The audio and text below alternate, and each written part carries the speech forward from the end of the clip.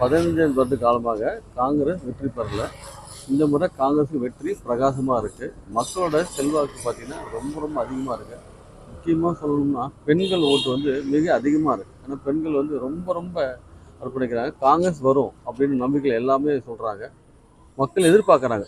முக்கியமாக சொல்லணுமா இந்த விஷயம் மக்கள் வந்து எதிர்பார்க்குறாங்க. காரணம் என்னன்னா, இந்த 15 வருட காலமாக இந்த ஊரில் சரியான ட்ரைனேஜ் கிடையாது. மக்கள் வந்து ரொம்ப அவசரப்படுறாங்க. சாலை வசதிகள் கிடையாது. அப்புறம் பார்த்திங்கன்னா படிக்கிற பசங்களுக்கு சரியான ஸ்கூல் இல்லை. கவர்மெண்ட் ஸ்கூல் சில ஸ்கூல்லாம் பார்த்திங்கன்னா 1000 பேர் படித்த ஸ்கூல்லாம் இன்றைக்கி வந்து 250 பேரும் படிக்கலை. அதுவும் பராமரிப்பு சரியில்லாமல் இருக்குது. முக்கியமாக பார்த்திங்கன்னா கஞ்சா, இந்த அபின், நிறைய தப்பான விஷயங்கள் இந்த ஊருக்குள்ளே நடமாடிட்டு இருக்கு. அது அரசாங்கம் தடைப்படணும். எங்களோட அரசாங்கம் வச்சா நிச்சயமாக அதெல்லாம் தடை பண்ண செய்யும். வேற என்ன கேட்க மக்களுடைய வரவேற்பு எப்படி சார் இருக்கு? நீங்கள் மக்கள் நல்லா ரொம்ப அதிகமாக இருக்குங்க. நான் சொல்கிறேன், ஃபஸ்ட்டே சொல்லிட்டேன். மக்கள் வந்து காங்கிரஸ் வரணும் தொகுதியில்.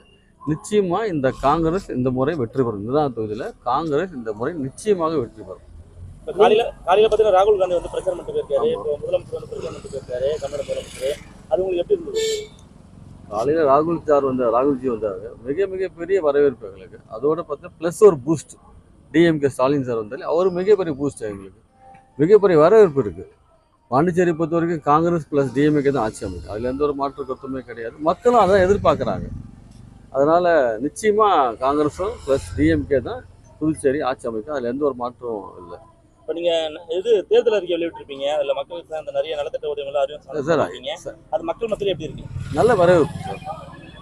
பார்த்தீங்கன்னா காலையில் கார்கேஜி நேற்று வந்து அறிவிச்சார். நீங்கள் ராகுல்ஜி சார் அறிவிச்சாங்க. நல்ல வரவேற்பு. நிறையா திட்டங்கள் நிறையா அறிவிச்சிருக்கோம். நாங்கள் ஒரு உதாரணம் பார்த்தீங்கன்னா ஏழை வீட்டுக்கு வந்து ஒரு இலவச வீடு தரேன்னு சொல்லியிருக்கோம். இலவச மனப்பட்டா கொடுத்துன்னு சொல்லியிருக்கோம்.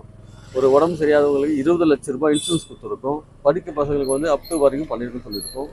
நல்ல திட்டங்கள் அறிவிச்சிருக்காங்க. இளைஞர்களுக்கு 2500 அறிவிச்சிருக்காங்க. ரேஷன் பொருட்கள் வந்து 2500 பொருட்கள் வாங்கிக்கலாம்னு அறிவிச்சிருக்காங்க. நிறைய திட்டங்கள் அறிவிச்சிருக்காங்க. மக்கள் வந்து வரவேற்கிறாங்க. வேட்பாளராக இருந்து பொதுமக்களுக்கு என்ன சொல்ல வரீங்க? வேட்பாளராக இருந்து பொதுமக்கள் நான் சொல்ல போகிறேன். என் வீட்டுக்கு நான் என்ன சொல்ல போகிறேன்? என் வீட்டுக்கு என்ன குறைகள் இருக்குது எனக்கு தெரியாமல் இருக்குமா? என்னோடய வீட்டுக்கு என்ன தெரியும் இல்லையா எனக்கு? அப்போ நான் செய்ய போகிறேன். நான் ஏன் அவங்க வீட்டை சொல்லணும்? அதை என்ன கேட்குறீங்கன்ற, அதாவது உங்களுடைய அணுகுமுறை எப்படி இருக்கும்?